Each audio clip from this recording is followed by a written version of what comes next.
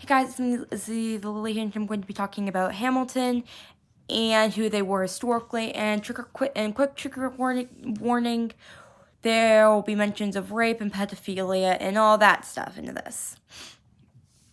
But this is going to be a series, not just me covering every single person in Hamilton.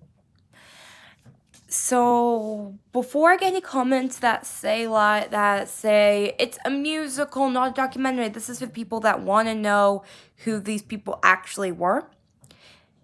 So with all that pushed aside, I'm going to start with Alexander Hamilton. Alexander Hamilton was born, I forgot the exact date, January something, I think 1755 or 1757.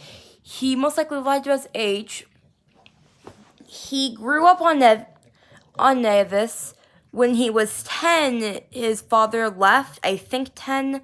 I haven't looked into this for a while. His mother died when they were 12. One inaccuracy. In the song Hurricane, we had one, I was 12, my mother died. She was holding me. We were sick and she was holding me. She most likely was not holding Alexander. She actually was laying right next to him.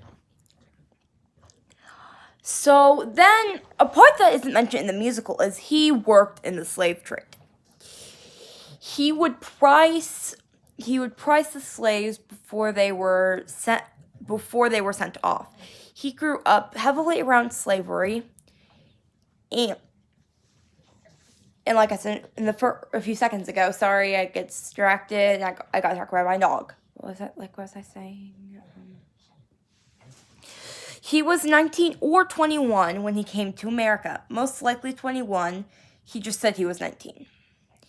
He stayed with Hercules Mulligan. I'm not exactly sure for how long, but kind of as a way to get himself back on his feet. Then I think I'm not sure what happens in between this time. But right after he stays with Mulligan for a while, he becomes Washington's aide-de-camp. This is where he meets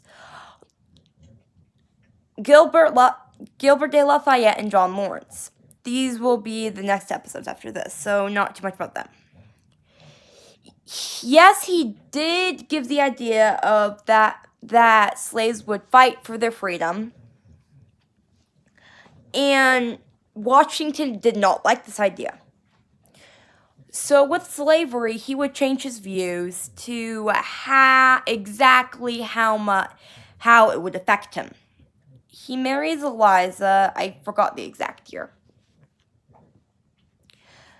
Well, before he marries Eliza, him and John Lawrence most likely had some romance going on between them.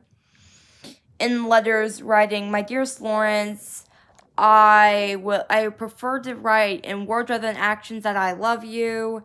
Also explaining that he wanted a woman who could handle his penis. He most likely told John Lawrence that as a way to get back at him for having a wife. That'll be in a completely different episode. But besides that, he marries Eliza, and they have 8 children. No, 7. 7 or 8 children. Philip, Angelica Hamilton, James Alexander Hamilton, John Church Hamilton, William Hamilton, I'm not sure if he has a middle name, Eliza Jr. Hamilton. Eliza, not the junior. You okay, baby? Elizabeth Holly Hamilton, who actually went by Betty. And finally, Philip II. They were a family until when Eliza leaves to go see, which was accurate to see her grandfather. During this, Alexander meets Mariah Reynolds. They have this affair. Mariah Reynolds will be covered in another episode. They have an affair. And then he publishes the Reynolds pamphlet.